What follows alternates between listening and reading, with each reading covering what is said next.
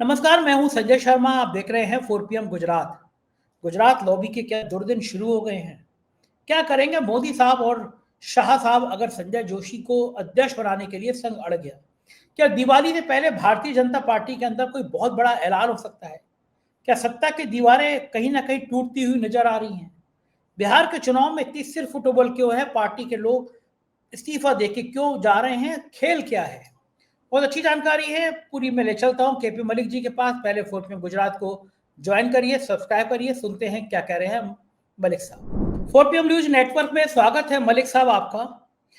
बिहार तो जी धन्यवाद। बिल्कुल प्रधानमंत्री जी को उम्मीद नहीं होगी, शाह साहब को उम्मीद नहीं होगी कि बिहार इस तरह काबू में नहीं आएगा।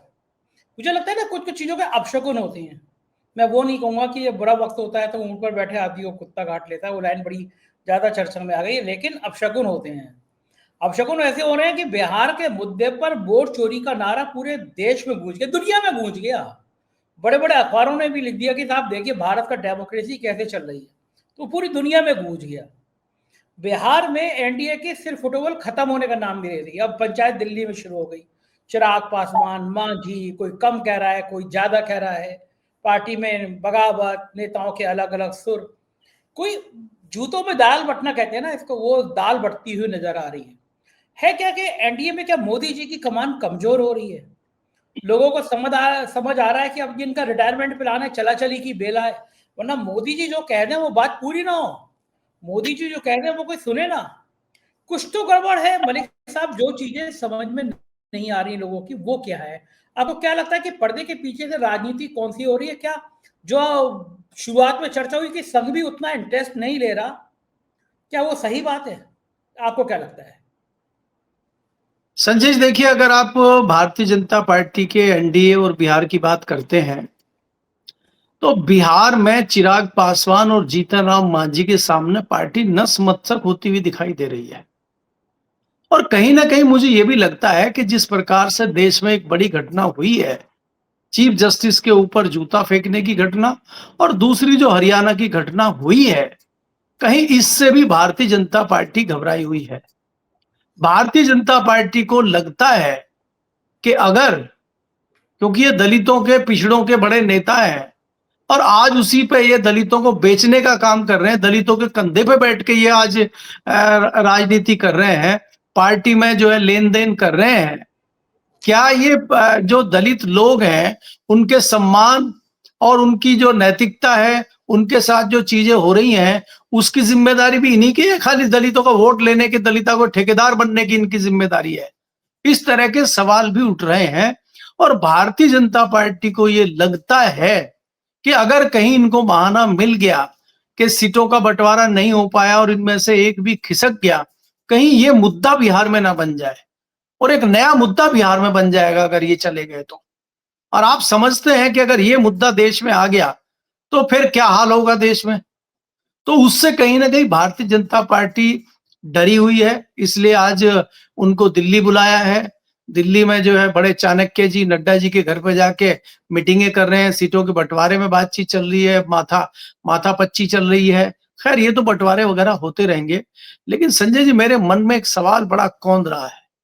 चाहे देश की सबसे बड़ी दलित नेता मायावती हो, चाहे चिराग पासवान हो, क्या आज रामविलास पासवान होते, क्या वो चीफ जस्टिस के मुद्दे पे, क्या वो आईपीएस के मुद्दे पे, और जिस प्रकार से दलितों के साथ हो रहा है इस मुद्दे पे, क्या रामविलास पासवान चुप रहते? हमने भी बहुत कवर किया है रामविलास पासवान को, हमारी भी बहुत मुलाकातें हुई है, लेकिन कई मुद्दों पे हमने उनको एक इस प्रकार के निर्णय लेते हुए देखा है जो वो अपने पिछड़ों के लिए, दलितों के लिए, अपने वोटरों के लिए लेते थे। आज चिराग पासवान लंबा सा तिलक लगा के, और मुझे लग रहा है वही जो है हिंदू धर्म के ठेकेदार जैसे बने हुए हों, और कई लोग तो जो है हाथ में जो बांधते हैं वो कलावा एक हाथ बांधते हैं, मुझे लग रहा है तो 30-40 कलावे बांध के चलते हैं। तो ये जो दिखावा आप कर रहे हैं, क्या इससे दलितों को, पिछड़ों को कोई न्याय मिलने की बात है? और क्या आप उनके साथ न्याय कर पाएंगे जिन दलितों का नेतृत्व आप बिहार में कर रहे हैं? सवाल ये है। तो आप जो है ये जो गुना भाग कर रहे हैं, ये जो भारतीय जनता पार्टी को ब्लैकमेल करने का काम कर रहे हैं, और भारतीय जनता पार्टी ब्लैकमेल इसलिए हो रही है कि आज उनको आपकी जरूरत है। तो आपको तो पहले भी फेंक दिया था निकाल के, आपको याद होगा। 2024 से पहले कैसे निकाल के फेंका था आपको, और आप कुछ नहीं उखाड़ पाए थे। और कल को फिर इसी तरह का आपके साथ एक व्यवहार होगा तो आप क्या कर लेंगे? जीतनराम मांझी कविताएं लिख रहे हैं वोट मांगने के लिए। जीतनराम मांझी एक कविता जी उस पर भी लिख दीजिए कि दलितों को न्याय मिले देश में।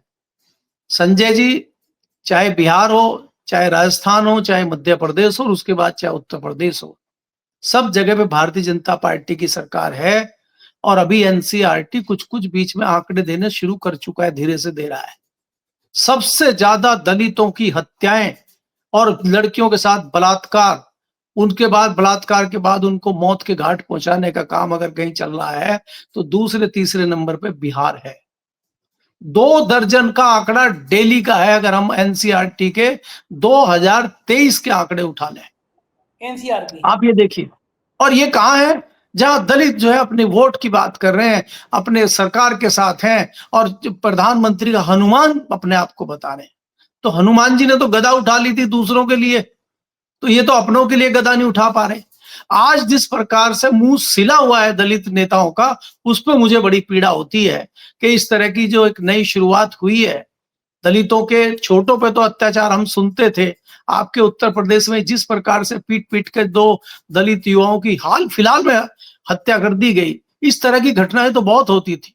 एक घटना देखी थी बिहार में जिसको देख के दिल हमारा भर आया था कि एक व्यक्ति के ऊपर आप जो है लघु शंका कर रहे हैं। ये दिन आज भी चल रहे हैं उत्तर यहाँ पे देश में हमारे, और हम जो है आधुनिकता की बात करते हैं। मध्य प्रदेश की, हाँ मध्य प्रदेश की। मध्य प्रदेश में इस तरह की घटना हुई थी जो हमने देखी थी, झकझोर दिया था। लेकिन हमें लगता था कि ये छोटे लोगों के लिए, गरीब लोगों के लिए, मजदूर लोगों के लिए ये कर रहे हैं और ये अत्याचार तो हो रहा, हमें पता था। लेकिन आप इतने बड़े बड़े पदों पर बैठे हुए, आप क्या इस शक्ति को कम आंकते हैं कि जिसकी पत्नी आईएएस है, और सीनियर आईएएस है, 2001 बैच की आईएएस है वो, और उनके पति आईपीएस हैं, इतने बड़े अधिकारी हैं पुलिस के, और वही पुलिस आज कहानी बना रही है। वो पुलिस आज जो है एफआईआर लिखने में कहानी, जो उनका अपनी एक रटी रटाई लाइन है कि ये धारा नहीं लगेगी, वो लगा दो, ये लगा दो, फॉर्मेलिटी कर दो, वो भी उसी दायरे में आ गए हैं। चीफ जस्टिस के ऊपर जूता फेंक दिया जा रहा है, और देश में बहस हो गई है कि नहीं नहीं वो चीफ जस्टिस कुछ गलत बोले होंगे और इसीलिए जूता फेंक दिया।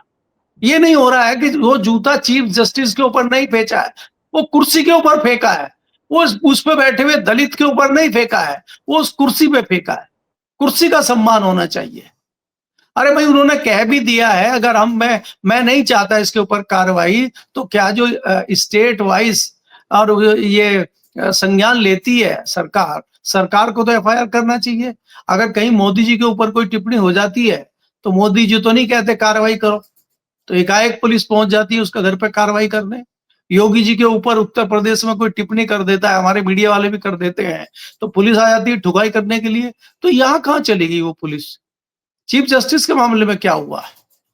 और चीफ जस्टिस के अलावा भी बाकी बहुत सारे लोग हैं, चाहे वो उनके सहयोगी जस्टिस हो, चाहे वो दूसरे दलित नेता हो, चाहे दूसरे पदों पर बैठे हुए लोग हों, सबके मुंह में क्यों दही जमी हुई है, ये सोचनीय विषय है आज। जी।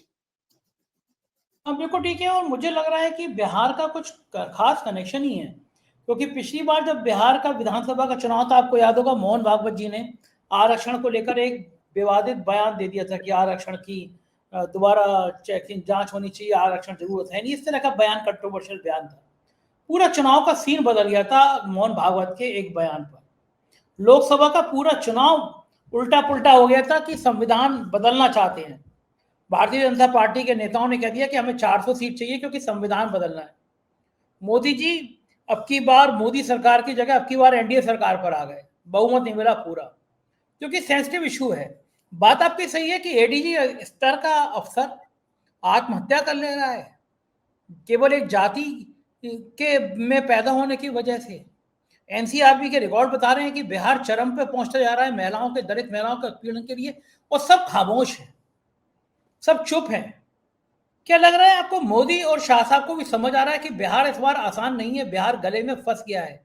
क्योंकि पिछड़े और दलित जिस तरह से प्रशांत किशोर एक्टिव हुए हैं, ऊंची जातियों का एक वोट एक तरफ हुआ है, और हमेशा से ये बिहार में हुआ है, अगड़ा बनाम पिछड़ा की लड़ाई शायद सबसे ज्यादा बिहार में है। लेकिन इस बार जब बीजेपी का एक्ट से, बीजेपी की कार्रवाई से लोगों को समझ आ रहा है कि भाजपा ऊंची जातियों की पार्टी बनकर रह गई है, यहाँ पिछड़ी जातियों का, दलित जातियों का सम्मान नहीं मिल पा रहा। और बिहार में तो ये चेतना विकसित हो रही है दलितों में, पिछड़ों में, ये एक नया क्रांति, नया अध्याय लिख सकती है। और ऐसा हुआ तो फिर क्या दिल्ली सिंहासन डगमगाएगा नहीं? दिल्ली की कुर्सी डगमगाएगी नहीं? मोदी जी की कुर्सी बची रहेगी कि बिहार जा रहा है चला जाए? क्या लगता है आपको केपी मलिक साहब? नहीं, देखिए संजय जी, बिहार हाथ से चला जाए ऐसा तो कभी ना भारतीय जनता पार्टी सोचेगी ना मोदी शाह सोचेंगे। किसी भी कीमत पे बिहार को जीतने की पूरी कोशिश भारतीय जनता पार्टी और गुजरात लॉबी कर रही है। और ये इनके लिए एक लिटमस टेस्ट है, जैसा कि मैं बता रहा हूं आपको। भले ही आपने महाराष्ट्र में, हरियाणा में जीत हासिल कर ली हो, लेकिन अगर आप बिहार में जीत हासिल नहीं कर पाए तो आपका सिंहासन डोलना तय है। और वो जो सिंहासन आपका डोलेगा उसमें फैक्टर नीतीश कुमार कितने होंगे ये तो मुझे नहीं पता, लेकिन अंदर से जो आवाजें उठनी शुरू होंगी वो आपके लिए खतरा पैदा कर देंगे। ये चाहते हैं कि बिहार के इलेक्शन को जीत के जो अंदर से विरोध की आवाजें आ रही है उनका थोड़े दिनों के लिए मुंह बंद कर दिया जाए और फिर हम कहें कि भाई वो तो वेस्ट बंगाल का इलेक्शन आ गया है और साथ में आसाम का इलेक्शन आ गया है, अब राष्ट्रीय अध्यक्ष उसके बाद देखा जाएगा, तो फिर ठंडे बस्ते में डाल दें। लेकिन ऐसी परिस्थितियां बिहार में कम से कम नजर नहीं आ रही। जिस प्रकार से तेजस्वी यादव का लगातार वर्चस्व बढ़ता जा रहा है, जेडीयू में भयंकर टूट चल रही है, रोज नए नए लोग और भारी भरकम लोग आरजेडी को ज्वाइन कर रहे हैं, नीतीश कुमार को छोड़ के जा रहे हैं। भारतीय जनता पार्टी में खलबली मची हुई है और अभी तो सीटों का बंटवारा नहीं हुआ। मैं बार बार आपको कहता हूं कि अभी तो सीटों का बंटवारा होने दीजिए। जिन लोगों को मंत्रियों के टिकट कटेंगे, विधायकों के टिकट कटेंगे, जो मजबूत नेता है वहां पे उनके टिकट कटेंगे, वो सब तेजस्वी की शरण में पहुंच जाएंगे। तो इस तरह से बिहार में बहुत मजबूत मामला विपक्ष का बन रहा है। दूसरी बात आपने की पीके की। पीके वहां पे एक महत्वपूर्ण भूमिका निभा रहे हैं, वोट कटवा की तो भूमिका निभाएंगे वो, लेकिन वो कई सीटों पे सफलता हासिल कर लेंगे, इसमें मुझे फिलहाल थोड़ा संशय है। कल को कुछ समीकरण बदल जाए, इलेक्शन आते आते कुछ माहौल बन जाए, वो एक अलग है। लेकिन पीके के जाने से भारतीय जनता पार्टी को फायदे के बजाय नुकसान ही हुआ है, क्योंकि पीके ने लड़ाई जो है वहां अगड़ा बनाम पिछड़ा कर दी।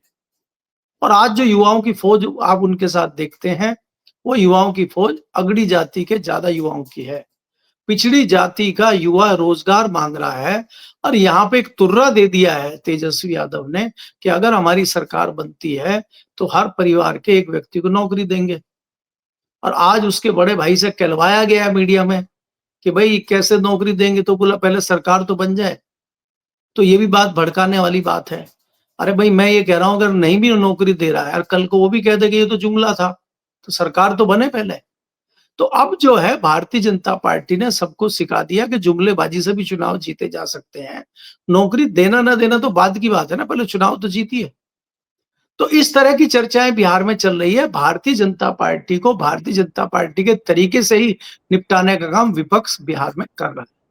जी बिल्कुल ठीक कह रहे हैं। और जब महिलाओं की बात हो रही है, महिलाओं के सम्मान की बात हो रही है, कितनी शर्मनाक तस्वीर है कि एक विदेशी प्रवक्ता, एक देश का प्रवक्ता दिल्ली में आकर प्रेस कॉन्फ्रेंस कर रहा है, महिला पत्रकारों को नो एंट्री कह दे रहा है। सरकार खामोश है। राहुल गांधी ने, सोनिया गांधी ने ये कहा है कि ये तालिबानी संस्कृति भारत में कैसे चल रही है, कैसे सरकार खामोश है। किस तरह महिलाओं को आने को प्रतिबंधित कर दिया गया, वो भी भारत जैसे देश में जो एक खास पहचान रखता है। हमारे अंदर नारी को देवी का स्वरूप माना जाता है और एक मना कर दिया कि महिलाएं हमारे यहाँ संस्कृति में नहीं है, था प्रेस कॉन्फ्रेंस में नहीं आएंगी। भारत सरकार खामोश है, कह रही है उनका मामला है, ये तो प्रेस कॉन्फ्रेंस निजी मामला है। ऐसे कैसे कोई मुल्क आके हमारे दिल्ली में आके प्रेस कॉन्फ्रेंस कर देता है? सरकार को कुछ पता भी रहता है, नहीं पता रहता है। पुलवामा में आतंकी आते हैं, मार के चले जाते हैं। आसपास के मुल्कों में क्या हो रहा है सरकार को पता ही नहीं होता है। बांग्लादेश में कितनी बड़ी क्रांति हो जाएगी, बांग्लादेश के प्रधानमंत्री, राष्ट्रपति हमारे भाग के आ जाएंगे, हमें होश ही नहीं होगा कि वहां हो क्या रहा है। डोभाल साहब क्या अपने ऊपर पिक्चर बनाने के अलावा कोई और भी काम देखते हैं? एक मुल्क का, एक पार्टी, एक सरकार का एक आदमी इस तरह के प्रेस कॉन्फ्रेंस करे, सरकार को कोई रिएक्शन नहीं है कि भारत की महिला और पुरुष पत्रकार बराबर है, महिलाओं का अपमान नहीं कर सकते भारत में दिल्ली में बैठ के। अब सरकार को होश आ रहा है जब राहुल गांधी, प्रियंका गांधी, सोनिया गांधी सब इस बात को लेके नाराज हैं। संजय जी, ये जो मामला है, जो अफगानिस्तान के विदेश मंत्री भारत के दौरे में हैं, जब उनकी प्रेस कॉन्फ्रेंस हुई तो उन्होंने ये कह दिया कि हम महिला पत्रकारों को अपनी प्रेस कॉन्फ्रेंस में नहीं रखेंगे। तो तत्काल भारत सरकार ने कहा हम ठीक है, वो बात उनकी मान ली, क्योंकि बड़ा देश है अफगानिस्तान। अफगानिस्तान के कई एहसान हैं हमारे ऊपर। अफगानिस्तान से हमें बड़ी सहायता लेनी है, तो अफगानिस्तान के सामने तो हमें झुकना ही पड़ेगा।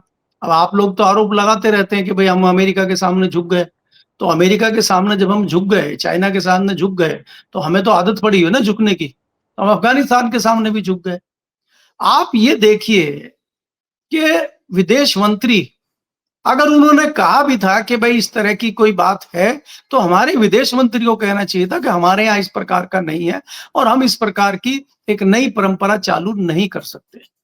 आपके मुख्यमंत्री योगी आदित्यनाथ जो लगातार कहते हैं कि पिछली सरकारों में तालिबानी कानून चलते रहे हैं, तालिबानी सरकारें चलती रही हैं और यहाँ तो सचमुच में तालिबान आ गए।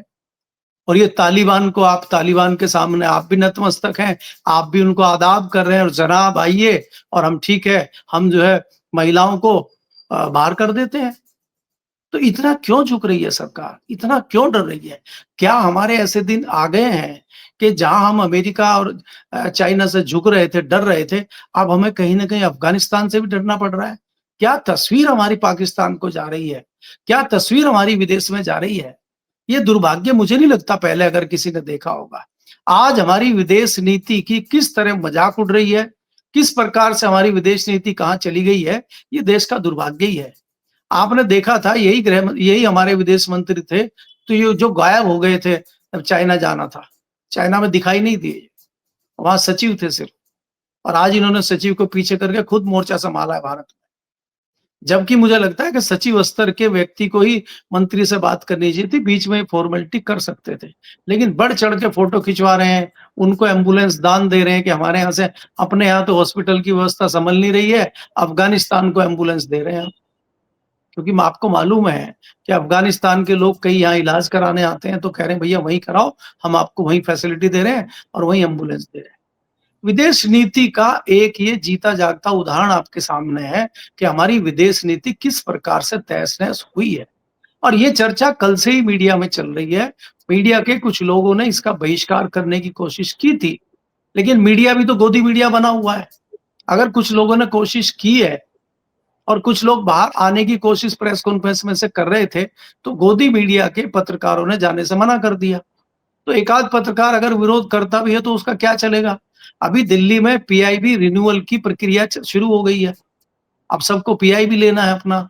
कोई ज्यादा क्रांतिकारी बनेगा तो उसका पीआईबी रोक देगा। एक पीआईबी बचा हुआ है, बाकी सब फैसिलिटी पहले हमसे छीन चुकी है। आपकी तमाम मंत्रालयों में, जो कई मंत्रालय हैं उसमें एंट्री बैन हो चुकी है। जो आपको फैसिलिटी मिलती थी रेलवे की, वो तमाम फैसिलिटी बंद कर दी गई है।